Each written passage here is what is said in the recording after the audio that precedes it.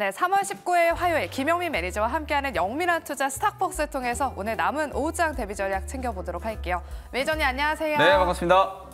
네, 일본의 BOJ가 또 발표가 됐더라고요. 네. 마이너스 0.1%에서 뭐 0.0에서 0.1%로 그렇죠. 상향 조정됐는데 우리 증시에 좀 영향이 있을까요? 네, 금리가 어쨌든 올라갔기 때문에 일본이 어찌 보면 이제 아주 오랜 기간 동안에 이제 저금리, 제로금리를 이제 유지를 하다가 드디어 이제 제로금리를 벗어나서 긴축을 시작하는 거죠. 네. 어찌 보면 우리는 이제 지난 2년 동안에 미국의 이제 긴축에도 좀 휘청거렸는데 이제 일본의 긴축에도 좀 휘청거리는 게 아닌가 이런 걱정을 이제 하시는 분들이 있을 수도 있는데 한편으로는 또 이렇게 생각해 볼 수 있거든요. 그동안에 일본이 제로금리를 통해서 지금 BOJ 금융정책이 계속 좀 제로금리 오랜 기간 동안 이제 유동성을 이제 완화하는 정책을 유지를 해왔잖아요. 네. 그러면서 일본 시장 니케이 지수, 토픽스 지수가 무려 20년 만에 지금 고점을 뚫어내는 그런 모습이 나타났잖아요.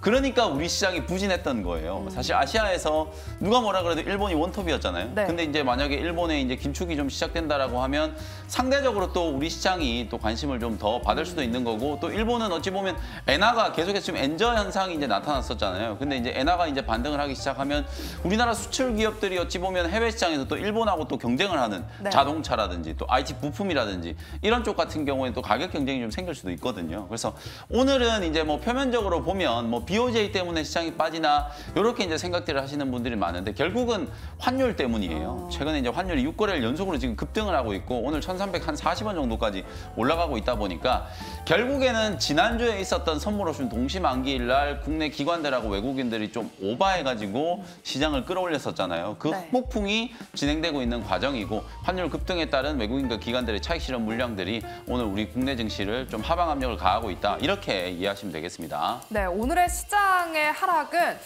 환율이 급등하면서 외국인과 기관의 매도세 때문이다라고 저희가 정리를 해볼 수 있을 것 같습니다. 그러면 이런 조정을 이용해서 오늘 남은 오후장에는 어떤 투자 전략이 필요할지 저희가 스탁벅스 안으로 들어가서 본격적으로 오후장 레시피 세워보도록 할게요. 네. 일단 먼저 키워드로 오늘장을 한번 요약해 보겠습니다. 오늘 시장 분위기가 날씨만큼이나 좀 음산하거든요. 유종충해요. 네, 지금 밖에 막 비가 내렸다가 그쳤다가 막 바람도 많이 불고 이러니까 마치 이제 태풍 온 것 같은 그런 느낌이 좀 드는데 시장에 대해서 여러분들 이제 주식시장이 뭐 매일 올라갈 수는 없거든요. 어제 코스닥 시장이 기대했던 것보다 생각보다 훨씬 강했었잖아요. 네. 그리고 이제 오늘 코스닥 지수도 한 1% 조정 좀 들어오고 있고 코스피 지수도 어제 상승했던 거 이제 그대로 좀 반납하는 그런 움직임이 나타나고 있는데 시장에 이런 조정이 들어올 때마다 과연 지수가 얼마나 빠르게 회복될 것인가 그리고 회복됐을 때 내가 어떤 종목을 가지고 있어야 수익을 낼 수 있을 것인지만 잘 고민한다면 또 이런 시장의 흔들림, 조정이 기회가 분명히 좀 될 수 있다라고 보거든요. 뭐 그런 측면에서 오늘 시장의 이제 키워드를 한번 풀어보도록 하겠습니다. 자, 먼저 이제 첫 번째 키워드 한번 말씀드려보도록 할게요.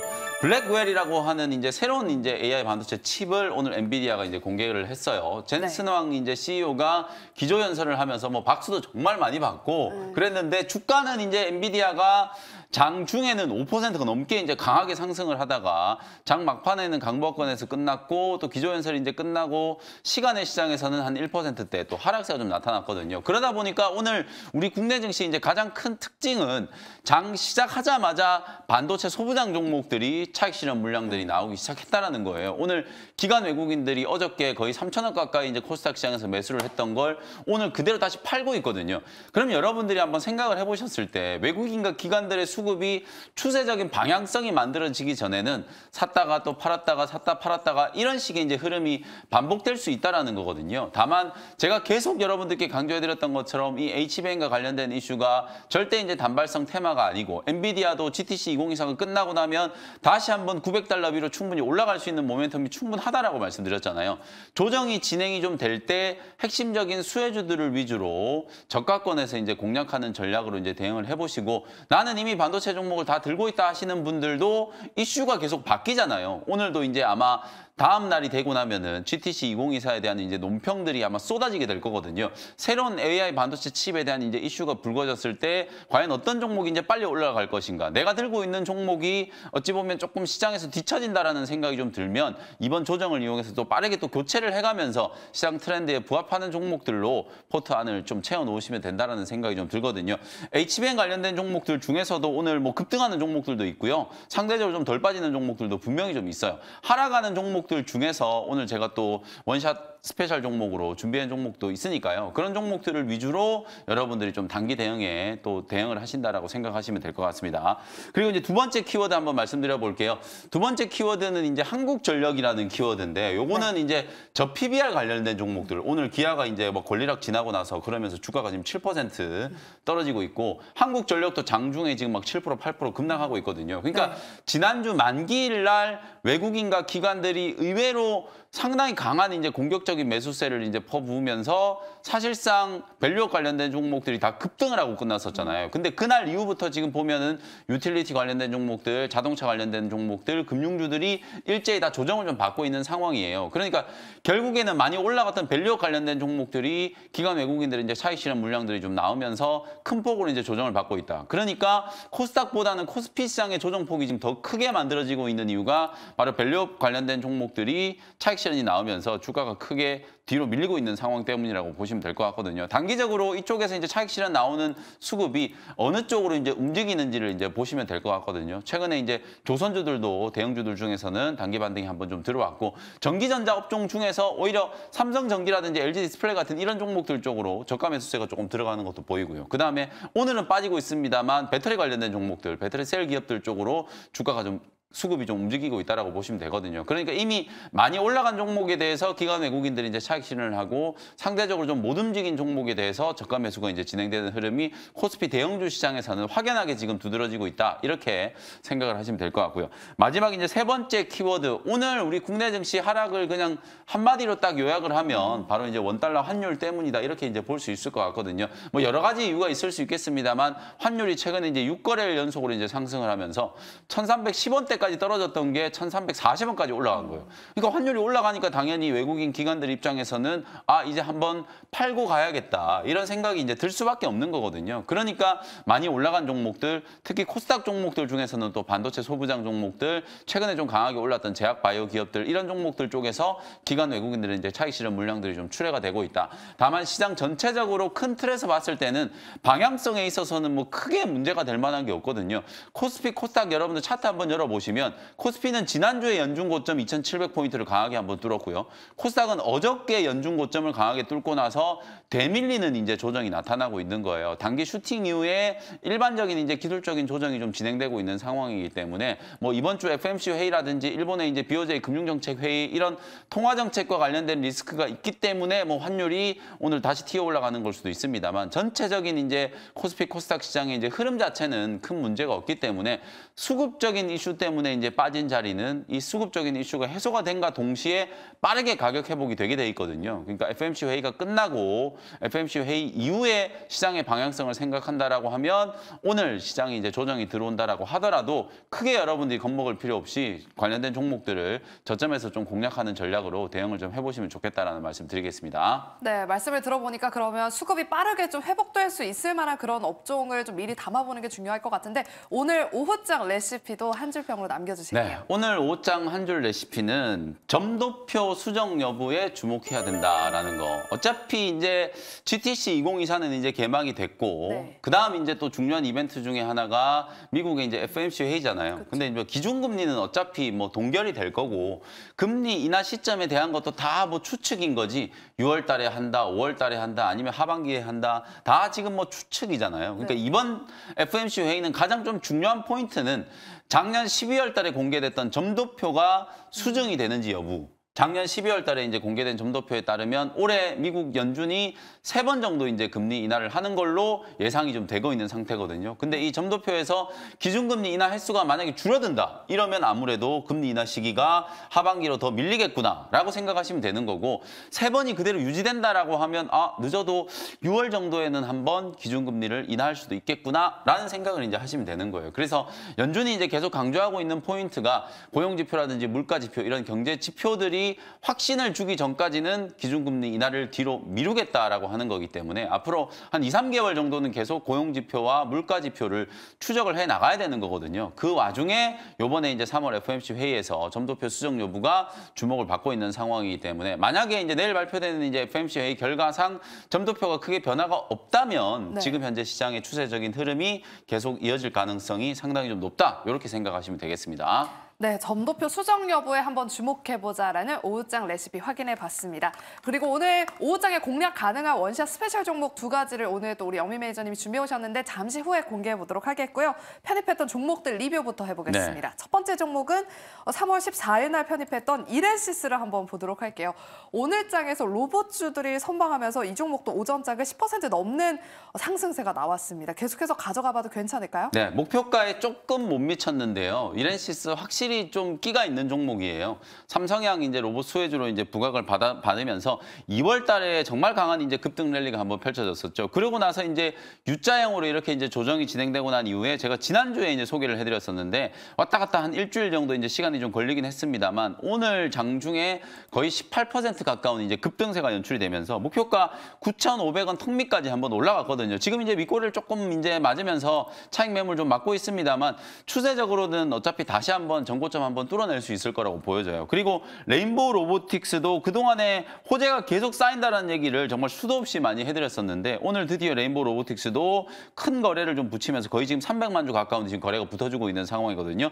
장 초반에 이제 10%가 넘게 이제 급등을 하면서 딱 20만 원, 라운드 넘버 이제 바뀌는 딱 20만 원 직전까지 한번 올라갔다가 윗꼬리가 좀 달리고 있어요. 만약에 오늘 시장 분위기가 지금보다 조금만 더 괜찮았다라고 하면 뭐 이렌시스라든지 레인보우 로보틱스가 훨씬 더 좀 강하게 뻗어나갈 수 있었을 거라고 보거든요. 근데 어차피 올라갈 종목들은 뭐 오늘 가느냐 내일 가느냐의 문제지 결국은 올라간다라고 생각을 하거든요. 제가 어저께도 무료 공개 방송 시간에 요즘에 제가 무료 공개 방송 시간에 사실 반도체나 제약바이오 못지않게 많이 반복적으로 얘기하고 있는 업종이 바로 로봇 업종이에요. 오늘도 제약바이오라든지 반도체 쪽이 아무래도 최근에 많이 올라왔다 보니까 기관 외국인들의 이제 매도 물량을 좀 막고 있는 상황이잖아요. 그래서 상대적으로 로봇 업종은 오늘 다 잘 버텨주고 있거든요. RS 오토메이션이라든지 이렌시스, 레인보우 로보틱스 이런 종목들이 어찌 보면 강하게 좀 버텨주고 있기 때문에 그나마 오늘 로봇 업종은 전체적으로 봤을 때 상승 시도가 지금 진행되고 있다라고 보시면 될 것 같거든요. 아직도 전고점을 넘어가지 않은 종목들이 굉장히 많고 주가가 바닥권에 지금 눌러있는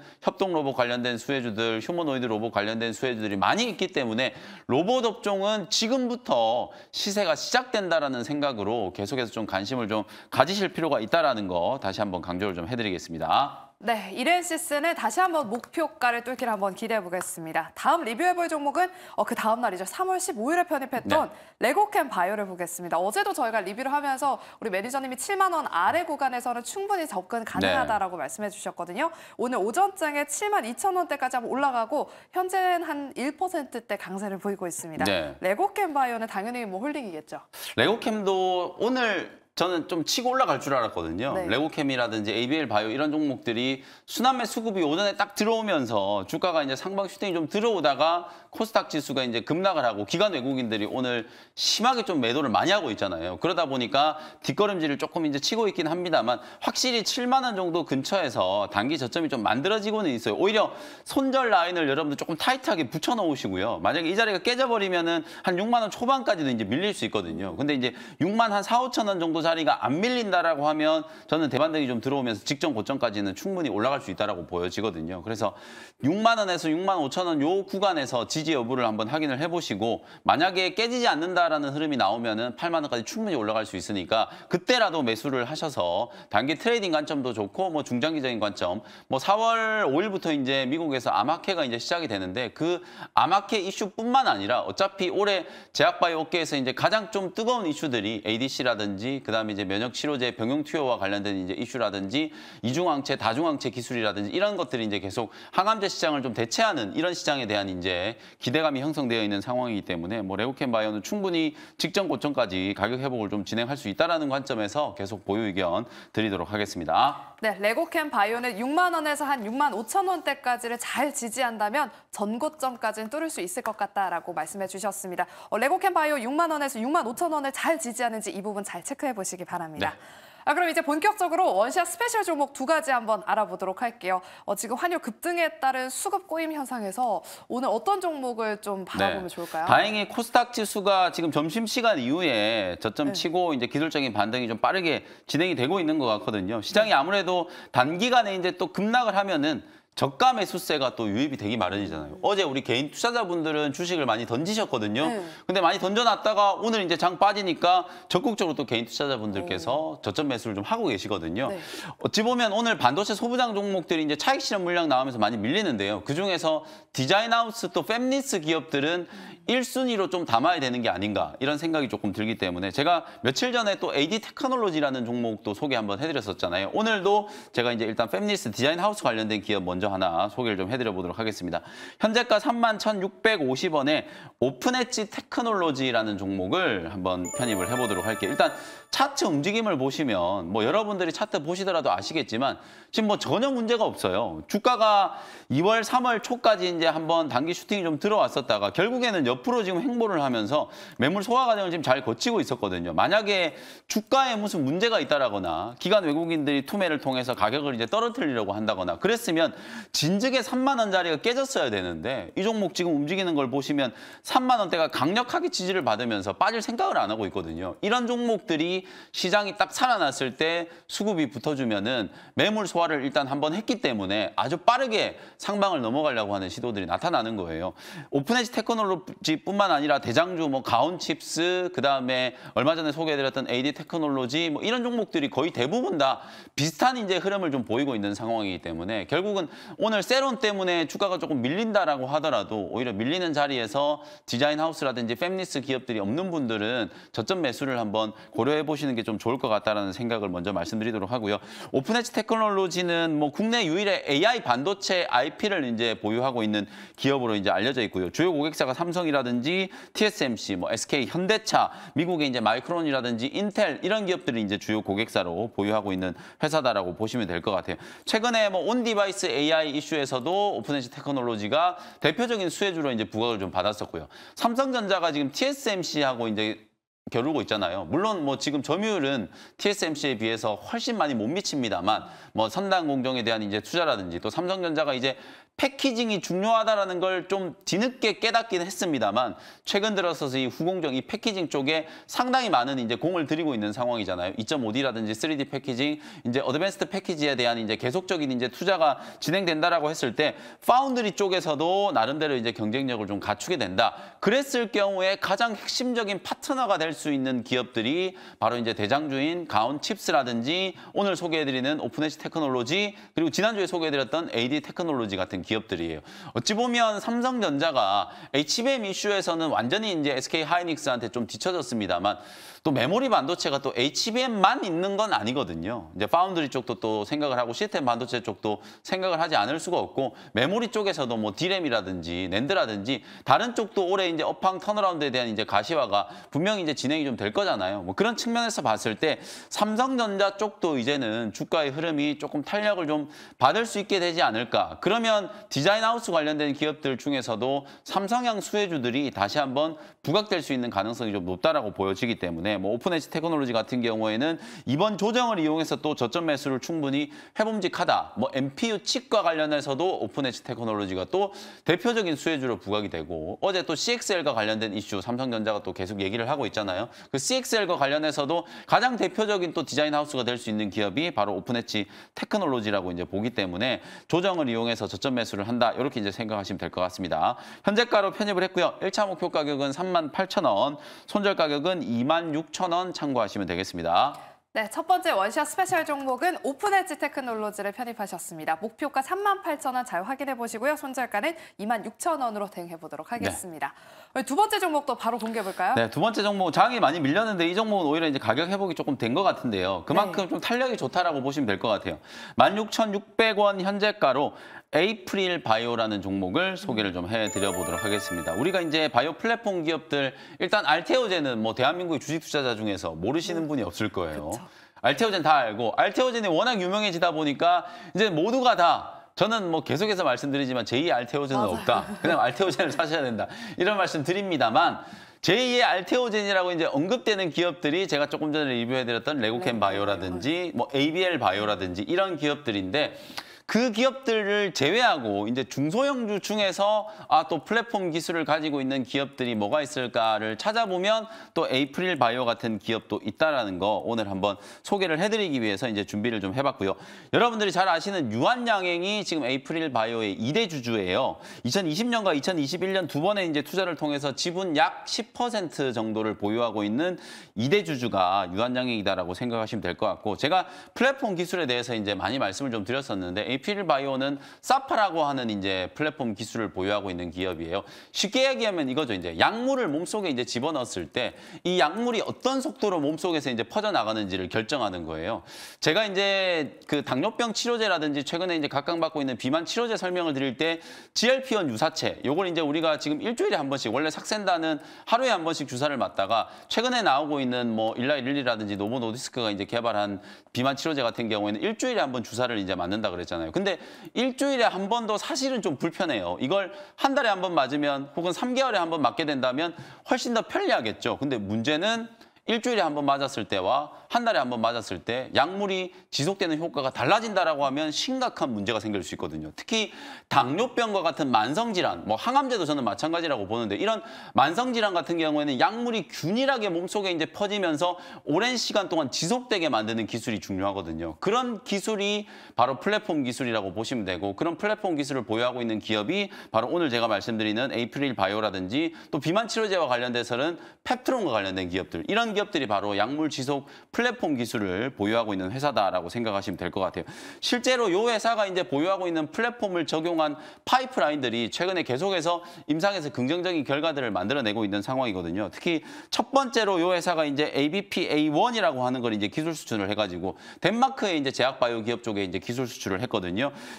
어찌 보면 이 기술 수출의 총액 자체가 5,400억이기 때문에 사실 시가총액을 감안하면은 결코 작은 금액이 아니에요. 5,400억 정도 이제 금액으로 기술 이전 계약을 체결을 했고, 그리고 최근에는 ABP-R3과 관련된 임상 1상, 이것도 역시나 사파 플랫폼이 탁월한 약물 지속 효과를 가지고 있다는 걸 입증한 사례로 이제 보여지기 때문에 최근에 이런 재료들 덕분에 주가가 강하게 올라서긴 했거든요. 근데 이제 고점을 치고 기술적인 조정이 어느 정도 좀 진행이 좀 됐기 때문에 5일선 아래에서 눌림목 공략을 한다라는 생각으로 저점 매수를 한번 해보시면 될 것 같습니다. 매수가는 현재가로 이제 말씀드렸고요. 1차 목표 가격은 2만 원 정도, 최근에 이제 19,000원 한번 뚫었었는데요. 2만 원 정도 목표가 한번 보시면 될 것 같고, 손절 가격은 13,500원 정도로 여유 있게 좀 잡아드리도록 하겠습니다. 네, 제약 바이오 종목이죠. 에이프릴 바이오까지 오늘 오후장 흐름 눈여겨보시기 바랍니다. 이렇게 저희가 준비한 순서는 여기까지인데요. 지금 저가 매수세가 들어오면서 시장 지수가 조금씩 올라오고 있습니다. 오후장에는 지수 더 많이 올라와주길 기대하면서 저희 내일 이 시간에도 오후 1시에 오후장 레시피와 원샷 스페셜 종목 2가지 가지고 돌아오도록 하겠습니다. 오늘도 함께해 주신 여러분 고맙습니다.